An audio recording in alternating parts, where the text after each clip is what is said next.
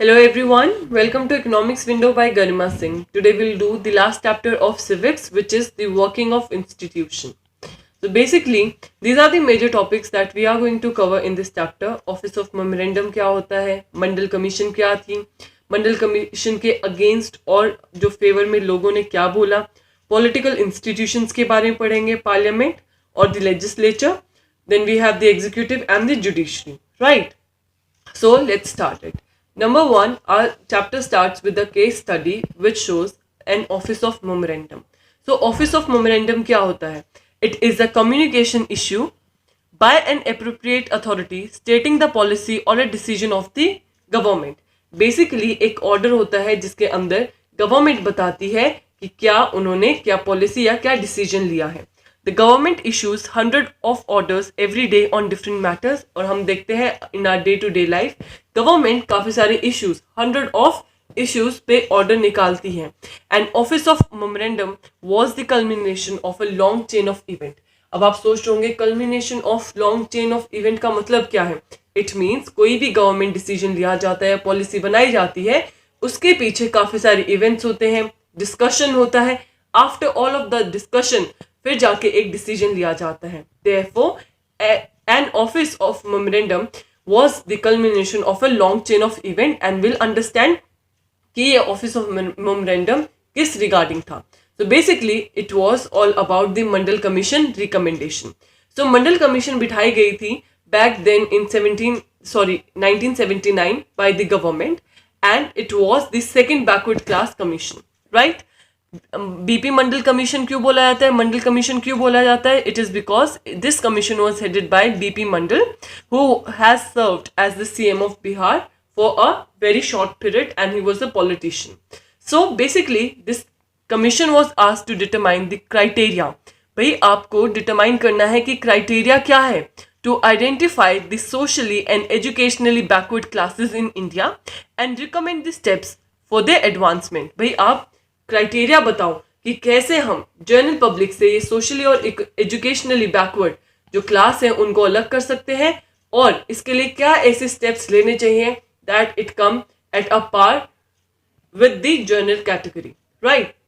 So the commission gave its report in 1980 and made many recommendations and one of these was 27% reservation in government jobs for socially and educationally backward classes. भाई हमें 27% की reservation रखनी चाहिए for the socially and educationally backward class, right? जितनी भी government jobs होंगी उसके अंदर 27% इनके लिए रिजर्वेशन रिजर्व की जाएंगी seat.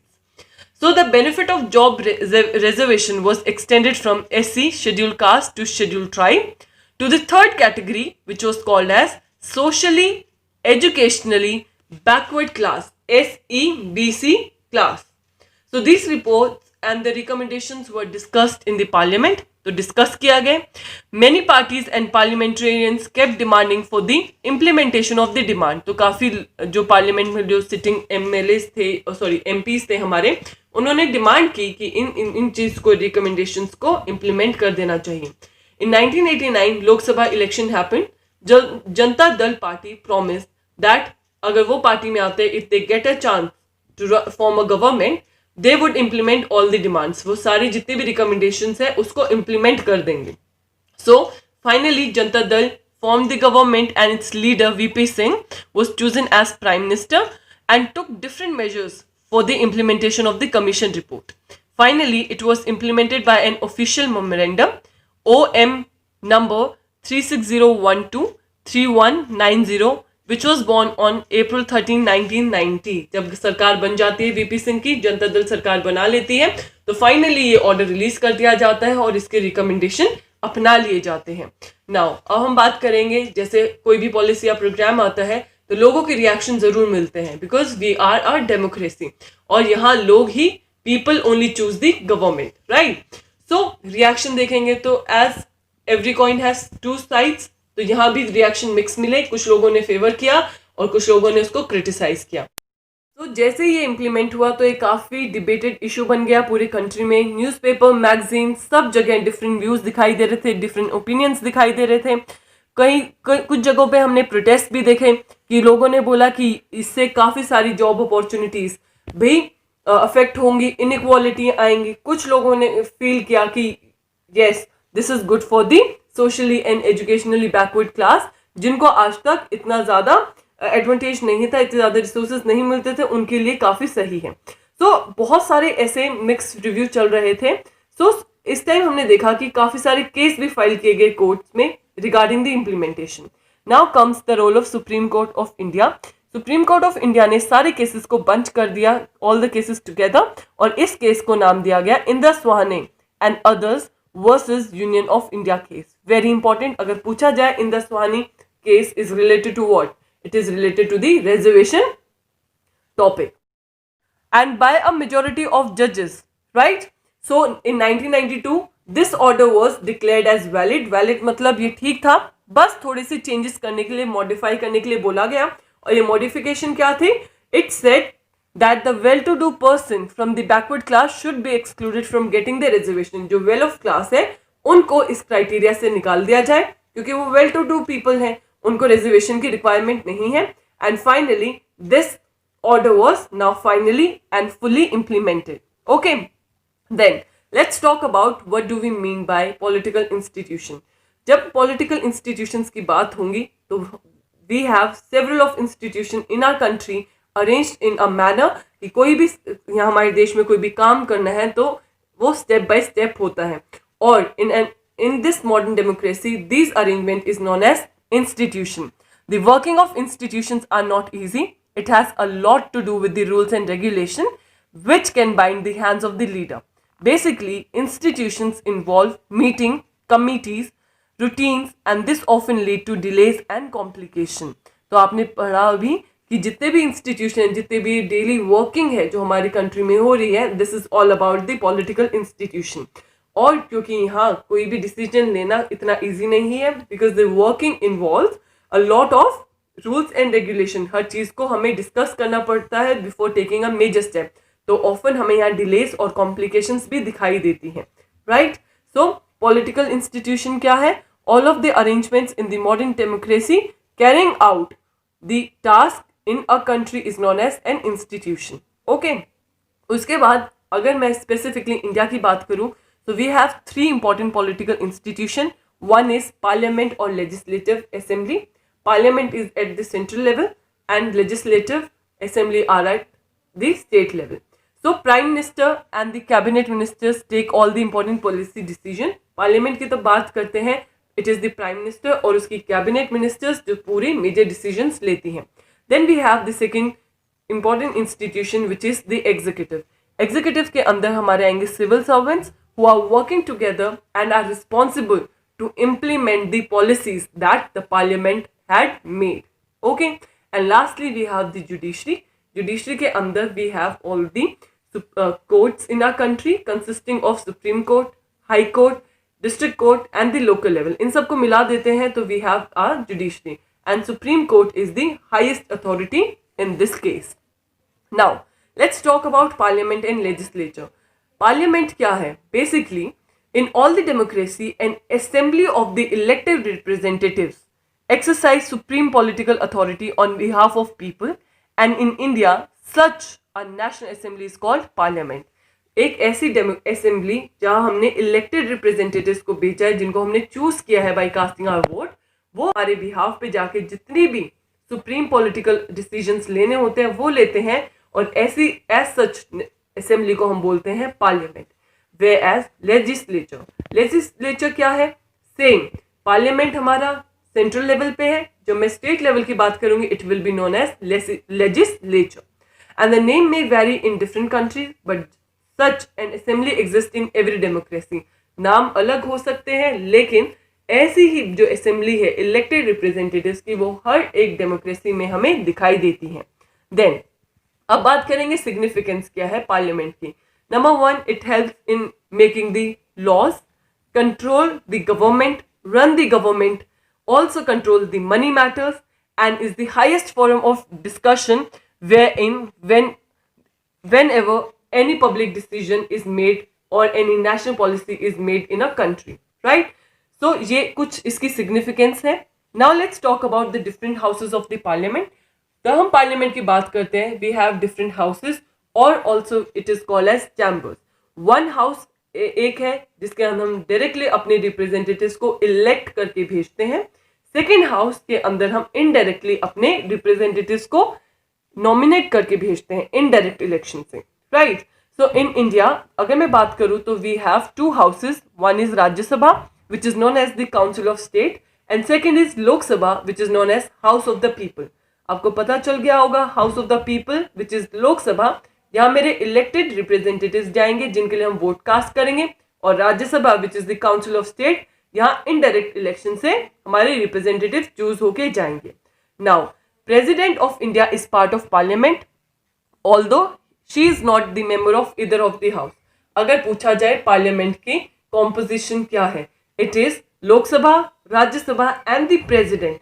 President as a whole is a different institution in itself, right. तो प्रेसिडेंट एक अलग इंस्टीट्यूशन है और president is very well part of the parliament but not the member of any of the house. ना ही लोकसभा के member है ना ही राज्यसभा के मेंबर है, right. Now let's discuss about the parliament and it's to houses. जैसे मैंने आपको बताया कि टू हाउसेस होते हैं हमारे यहाँ, एक लोकसभा और एक मेरा Rajya Sabha.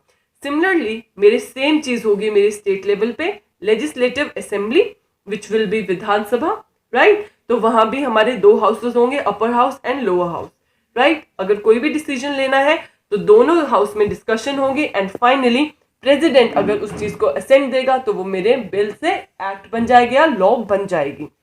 Now let's talk about differently about the two houses. Number one is Lok Sabha.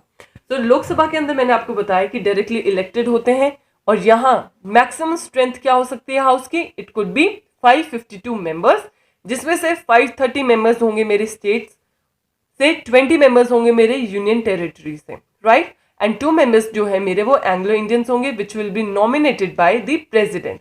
अगर एट प्रेजेंट की बात करूं, at present the strength of Lok Sabha is 545, right. Then let's talk about the Rajya Sabha.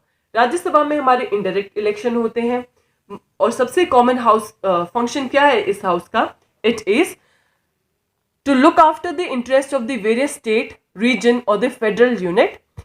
इस हाउस के अंदर मोर देन 250 मेंबर्स नहीं हो सकते हैं। 12 मेंबर्स जो है नॉमिनेट किए जाते हैं प्रेसिडेंट के द्वारा जिन्होंने अपनी फील्ड में बहुत ज़्यादा एक्सेल किया हो। राज्यसभा एक परमानेंट बॉडी है और 1/3 of the member retire every 2 years। और एट प्रेजेंट की बात करूं तो we have only 245 members in Rajya Sabha, right.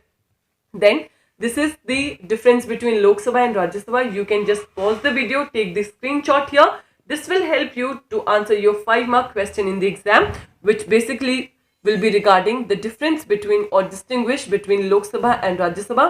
I am not going to repeat the same thing which I have just discussed right now. Okay, now moving ahead.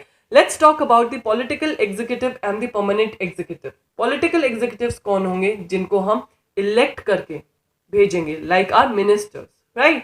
और permanent executives कौन होंगे, जैसे हमारे सिविल सर्वेंट है जो कि लॉन्ग टर्म के basis पे सर्व करेंगे, like are civil servants like IAS, IPS, government officers, right. तो जब हम डेमोक्रेटिक कंट्री की बात करते हैं तो हम दो तरह के यहाँ एग्जीक्यूटिव्स देखते हैं, one is political, other is permanent. Political जो है वो सरकार के साथ चेंज हो जाएंगे क्योंकि सरकार के साथ ही आए हैं। परमानेंट क्या है, सरकार आएगी जाएगी लेकिन परमानेंट एग्जीक्यूटिव्स वहीं रहेंगे, right. So this was the major difference between the political and the permanent executive. Now this is the again the difference between both the terms. You can again just pause the video and take the screenshot so that you are able to write down another important question from this chapter, which is the difference between political executive and the permanent executive. Now we have the appointments made by President of India. भी ऐसे कौन-कौन से appointments हैं जो President of India करेंगे? So she appoints the Chief Justice of India, the judges of Supreme Court, the judges of High Court, right? Also appoints the Prime Minister and also the other ministers of his council. Also, she appoints the election commissioners and the ambassadors to other countries, right? Then we have different types of council of minister. पूरे council of minister के अंदर we divide it into 3 parts, right? So council of minister is the official name for the body that includes all the minister, and usually the strength varies between 60 to 80 ministers, इससे ज्यादा नहीं हो सकते हैं, विच is the 15% of the total strength of Lok Sabha. इसके अंदर हमने 3 division की है। पहली है कैबिनेट मिनिस्टर। कैबिनेट मिनिस्टर के अंदर सारे टॉप लेवल लीडर्स होंगे या सीनियर मोस्ट लीडर्स होंगे जिनको इंचार्जशिप दी होगी मेजर मिनिस्ट्रीज की, राइट। और इनको बोला जाता है cabinet minister. Cabinet minister major decision लेने में हेल्प करते हैं, काफी सारी जितनी भी इंपॉर्टेंट मीटिंग्स होती है वो अटेंड करते हैं, एंड यूजुअली इसके अंदर 20 मिनिस्टर्स होते हैं, एंड कैबिनेट मिनिस्टर को inner ring of the council of minister बोला जाता है क्योंकि ये सबसे नजदीक होते हैं to the prime minister. Then we have secondly the minister of state with independent charges. तो यूजुअली इसके अंदर स्मॉलर मिनिस्ट्रीज आती हैं and which basically assist the cabinet meetings only when specifically invited. इनको स्पेशली इनवाइट करना पड़ता है, without invitation ये पार्टिसिपेट नहीं करती हैं। And lastly we have the ministers of states. Ministers of states are attached to and required to assist the cabinet ministers. तो ये कैबिनेट मिनिस्टर्स को असिस्ट करने के लिए है। तो basically the cabinet work as a team. No minister can openly criticise the decision of the government even when he or she is not supporting the decision, right? So basically जितने भी ministers हैं, क्योंकि सरकार किससे बनती है? Majority से। आप उनके फेवर में हो तभी तो सरकार बन रही है। तो सरकार बनेगी तो उनको चाहे डिसीजन पसंद हो ना हो, उनको सपोर्ट करना पड़ता है। Now let's talk about the powers of prime minister. Prime minister कौन है? Prime minister is the head of the government.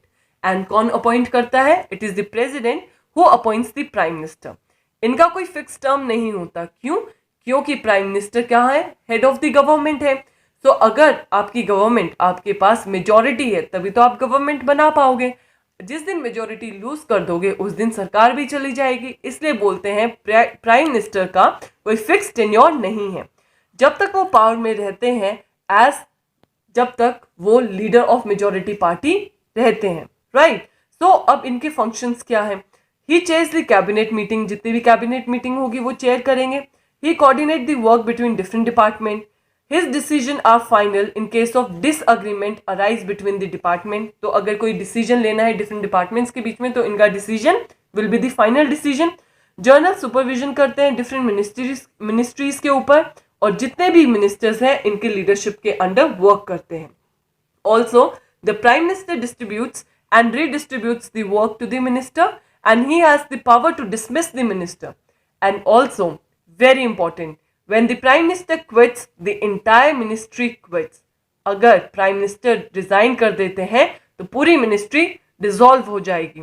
Thus, if the cabinet is the most important or the powerful institution in India, within the cabinet it is the prime minister who is the most powerful. तो आप देख रहे हो क्यों prime minister को most powerful बोलेंगे? क्योंकि अगर लीडर ही नहीं रहेगा तो आपकी सेना क्या करेगी वहां, राइट। सिमिलरली अगर प्राइम मिनिस्टर क्विट कर देता है, एंटायर मिनिस्ट्री को भी क्विट करना पड़ेगा। Then we have the case of coalition government. Coalition government के अंदर क्या है?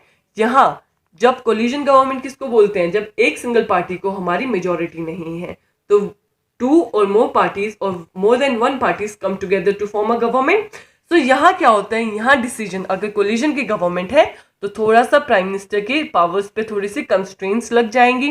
उनको डिफरेंट ग्रुप से और डिफरेंट पार्टी जो अलायंस पार्टनर है उनके साथ डिस्कस करके चलना पड़ेगा, क्योंकि मेजॉरिटी मेंटेन करनी है, अदरवाइज गवर्नमेंट जो है वो सर्वाइव नहीं कर पाएगी। फिर हम बात करेंगे another important personality, the president. President कौन है? President is known as the head of the state. Head of the state है प्रेसिडेंट। इनका इलेक्शन डायरेक्टली नहीं होता है बाय द पीपल, बल्कि जो हमने रिप्रेजेंटेटिव्स भेजे हुए हैं वो लोग इनको इलेक्ट करते हैं, like that of members of parliament, the MP and the MLAs, the member of legislative assembly plus 2 UTs, union territory of Delhi and Puducherry, participate in the election of president. Basically एक president के post के लिए जो candidate खड़ा हो रहा है, he has to ensure the majority of votes to win the election. और जब मेजॉरिटी आ जाती है so our president is elected, right? And the president of India can be seen to represent the entire nation. Kyun? Because president is the head of the state. Then let's talk about the powers of the president. So president is the head of the state. मैंने आपको बताया है इनके पास only nominal powers है, like that of the queen of the Britain. President supervise करते हैं overall functioning of the political institution. जितने भी गवर्नमेंट एक्टिविटीज होंगी it will take place in the name of president. जितनी भी लॉज और major policy बनेगी तो उस पे भी इन्हीं के नेम से सिग्नेचर होंगे, और तब तक ये अपना असेंट नहीं देंगे वो बिल एक्ट नहीं बनेगा. ऑल्सो जितने मेजर अपॉइंटमेंट्स होते हैं हमारी कंट्री में it is made in the name of president, and this includes the chief justice of India, the जजेस of supreme court and the high court, the governor, the election commissioner and so many so more. Then we have another power. All the international treaties and agreements are made in the name of president, and the president is the supreme commander of the defense force of India. So these are the powers of president. Now let's talk about the limitation of the power of president. Basically president is the head of the state, लेकिन यहाँ सिर्फ powers क्या है, nominal powers हैं. Nominal powers क्यों हैं? क्योंकि उनको कोई भी डिसीजन लेना है she has to take the advice of the council of minister. उनको काउंसिल ऑफ मिनिस्टर की एडवाइस पे चलना पड़ेगा. अगर उन प्रेसिडेंट को उनकी कोई डिसीजन नहीं समझ में आ रहा है तो president can ask to again review the decision. भाई थोड़ा सा दोबारा देखो समझो, लेकिन उस एडवाइस को वो मना नहीं कर सकते हैं. She is bound to act according to the council of minister. तो ये है limitation to the power of president. Now, there is a much bigger difference between American presidential system and that of the Indian or the parliamentary system, right? So you can just pause here, take the screenshot. Another important question. So the president there in US is the head of the state as well as that of the government. और वहाँ president को directly elect किया जाता है and he personally chooses and appoint his ministers. Also very important, the president has the veto power on any law. उनको अपनी majority अपने members की कोई सपोर्ट की जरूरत नहीं है and also is not answerable to them. हमारे यहाँ जो सिस्टम है it is basically more like a parliamentary system which we have borrowed from the British model, और यूएस का जो सिस्टम है that is the presidential form of government. Then we have when and how does president exercise his discretion. जब कोई भी party या कोई भी जो हमारी पार्टी है हमारी डेमोक्रेसी में अपनी मेजोरिटी नहीं दिखा पाती है तो प्रेसिडेंट का डिस्क्रिशन आ जाता है. प्रेसिडेंट को जो लगता है जो candidate who can prove the majority, president उनको चूज कर देते हैं और उनको टाइम देते हैं with in a specific period of time आपको आके अपनी मेजोरिटी प्रूव करनी है. This is how the president exercise his discretion. Otherwise अगर कोई पार्टी मेजोरिटी एंजॉय कर रही है so the majority party leader is chosen as the prime minister of the nation, right? So this was the case when he exercised his discretion. Then we have the last institution which is the judiciary. Judiciary के अंदर जितने भी courts है different level of country में उसको अगर collectively बोला जाए उसको judiciary बोला जाएगा. हमारे यहाँ judiciary independent है और एक powerful institution है क्योंकि यहाँ किसी की interference नहीं चलती है. जब मैं बात करती हूँ different organs of government, legislature and executive go hand in hand, दोनों डिसीजन मिलजुल कर चलते हैं, whereas judiciary stays the independent institution. Indian judiciary के अंदर सुप्रीम कोर्ट आते हैं सेंट्रल लेवल पे which is for the entire nation, high court state level पे, डिस्ट्रिक्ट कोर्ट डिस्ट्रिक्ट लेवल पे और लोकल लेवल पे हमारे लोकल कोर्ट्स होते हैं, राइट? और इन सब को हम मिला दें तो ये बन जाएगी जुडिशरी. उसके बाद बात करेंगे हम पावर्स ऑफ जुडिशरी. जुडिशरी हमने देखा कि पूरे वर्ल्ड में हमारी जो जुडिशरी है इंडिया के अंदर ये एक काफ़ी मोस्ट पावरफुल जुडिशरी के अंदर काउंट की जाती है. ऑल्सो इंडिया के अंदर एक इंटीग्रेटेड जुडिशरी सिस्टम है. इंटीग्रेटेड का मतलब सबसे ऊपर हायरार्की में सुप्रीम कोर्ट है, फिर हाई कोर्ट, फिर डिस्ट्रिक्ट एंड फिर लोकल कोर्ट. और जो सुप्रीम कोर्ट ने बोल दिया that decision is binding on the rest of the courts, right? उसके बाद हम बात करेंगे powers. Number 1, it settles the dispute. किनके डिस्प्यूट, किनके कॉन्फ्लिक्ट को सेटल डाउन करता है? Between the citizen and the government, between 2 or more states, between government of at union level and the state level. Second is it is free from the interference of legislature and the executive. Therefore हमारी जो judiciary है वो independently function करती है. Then also very important, it act as the interpreter of the constitution of the country. तो supreme court और high court जो है इनके पास पावर है जो कॉन्स्टिट्यूशन में लिखा है उसको इंटरप्रेट करना. And very important another concept judicial review. जब कोई भी लेजिस्लेचर लॉ बनाती है या कोई भी एग्जीक्यूटिव ने कोई ऑर्डर पास किया है, it is the duty of the judiciary to check it, to review it. अगर वो देखते हैं कि कोई भी लॉ या कोई भी एक्ट हमारे कॉन्स्टिट्यूशन के स्पिरिट को हार्म कर रहा है, it has the power to declare it as null and void or declare it as invalid, right? उसके बाद another important power of judiciary is it act as the guardian of fundamental rights. जो हमारा core structure है constitution का, उसको नहीं हम alter कर सकते हैं. तो बेसिकली जो जुडिशरी है वो गार्जियन की तरह एक्ट करती है of the fundamental rights. Also public interest litigation हमने देखा है. It means anyone can approach the court if the public interest is hurt by the action of the government, right? And very important, it prevents the misuse of the government power. क्योंकि judiciary independently function करती है, it keeps a regular check and balance on the other organs of the government, which is the legislature and the executive, कि वो क्या कर रहे हैं, कहीं वो अपने powers को misuse तो नहीं कर रहे. इसलिए हम बोलते हैं कि judiciary enjoys a high level of confidence among the people. Now let's talk about the appointment and the removal of the judges. Appointment कौन करता है? Starting में बताया था, it is the president on the advice of prime minister and in consultation with chief justice of Supreme Court.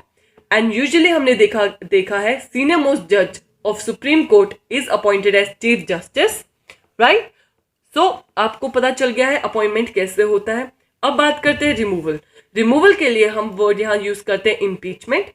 Impeachment के process के लिए separately दोनों हाउसेस में वो जो इम्पीचमेंट का प्रोसेस जो मोशन लाया गया है, it need to be passed separately by 2/3 of the members of both the houses of parliament. And very important, it has never ever happened in the history of Indian democracy. So guys, by this we have completed our chapter working of institution. Thank you for watching Economics Window by Garima Singh. If you like this video, then do not hesitate to press in that thumbs up icon. And also comment down below in the comment section if you have any doubt, and I'll make sure that I'll reach out to each one of you there. Thank you for watching.